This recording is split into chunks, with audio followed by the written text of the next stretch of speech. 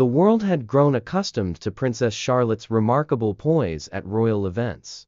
At just 7, she had perfected every aspect of royal protocol, from the precision of her curtsy to the delicate art of public engagement. But beneath this carefully crafted exterior lay a moment that would captivate millions and reshape perceptions of the monarchy's future.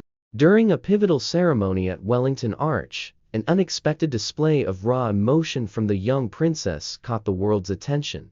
What triggered this rare glimpse behind the royal facade? The truth connects 3 generations of Windsor women through a deeply personal tradition, a carefully concealed connection, and Queen Elizabeth's final gift, one that would leave an indelible mark on the royal family's legacy. Deep within Buckingham Palace's labyrinthine corridors, past the tourist-filled staterooms and beyond the velvet ropes, sits a treasure that few have ever seen. It's not a crown or a scepter, but a magnificent Steinway piano, its burnished wood holding secrets that would change the monarchy forever. This wasn't just any royal instrument, it was the sacred space where Queen Elizabeth II spent countless evenings nurturing a bond with her great-granddaughter that transcended generations. The evening piano lessons began almost by accident. Palace insiders reveal that young Charlotte, then barely tall enough to reach the keys, had wandered into the private room during one of her exploring adventures. She found her great-grandmother seated at the Steinway, fingers dancing across ivory keys that had entertained prime ministers and presidents. Instead of shooing the young princess away, Elizabeth did something unexpected. She patted the bench beside her and smiled. That simple gesture marked the beginning of their secret connection.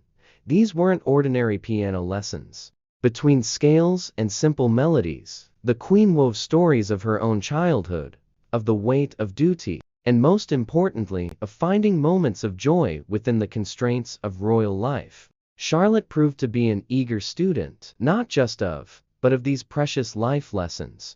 Palace staff would often hear muffled giggles and the occasional wrong note floating through the heavy oak door, but they knew better than to interrupt these sacred sessions. As Charlotte's 7th birthday approached, the Queen embarked on her most ambitious project yet.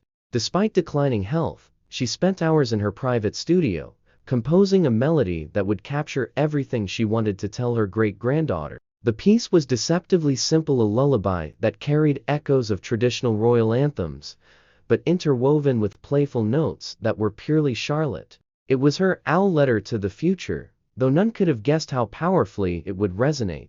Palace staff noticed how she would trace its delicate horseshoes with her fingertips while preparing for public appearances, drawing strength from this tangible connection to her great-grandmother. But no one, not her parents, not her protection officers, not even Charlotte herself, could have anticipated how this private comfort would collide with public duty on that fateful morning. As the young princess stepped into the shadow of the Wellington Arch, the silver box tucked carefully beneath her collar, she was about to bridge two worlds in a way that would transform the monarchy forever. What happened next would reveal just how powerful a queen's final gift of love could be, and how one small box would unlock centuries of rigid royal tradition in a matter of moments.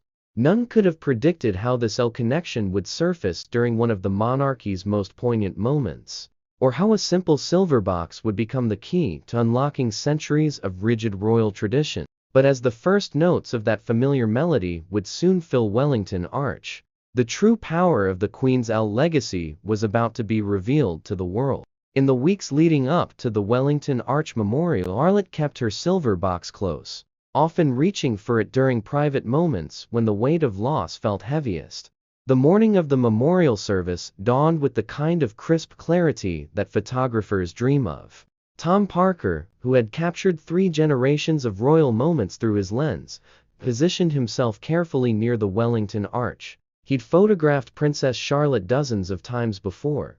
Her perfect posture, practiced wave, and composed smile were legendary among royal photographers. But something felt different about this morning, though he couldn't quite put his finger on what. The first hint that something extraordinary was about to unfold came from an unlikely source. In the orchestra pit, Principal Ian James Harrison was preparing for his solo when he noticed his sheet had vanished. Panic flickered across his face as he searched frantically, knowing the precise moment his piece was meant to begin was approaching. Yet as the time came, something remarkable happened, began to fill the air, but not from his position. The sounds emerging from the hall speaker system were hauntingly beautiful, played with a tenderness that seemed to reach across time itself.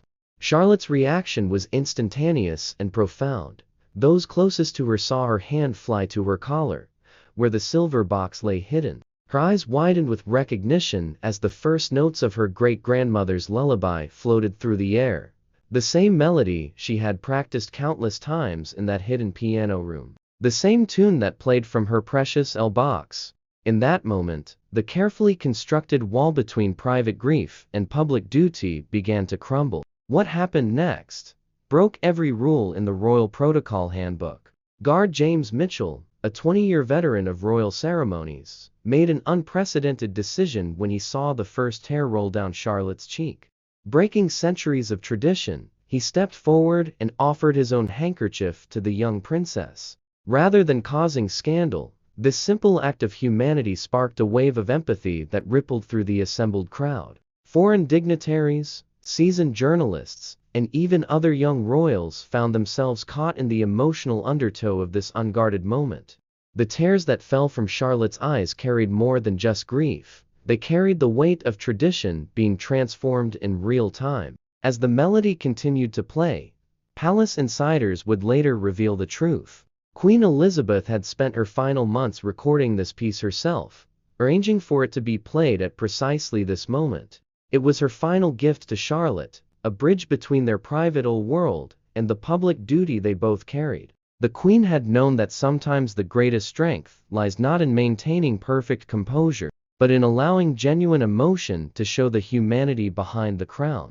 As the last notes of the Queen's lullaby faded into silence, something had fundamentally shifted in the relationship between the monarchy and its people. Charlotte's tears hadn't diminished the dignity of the occasion.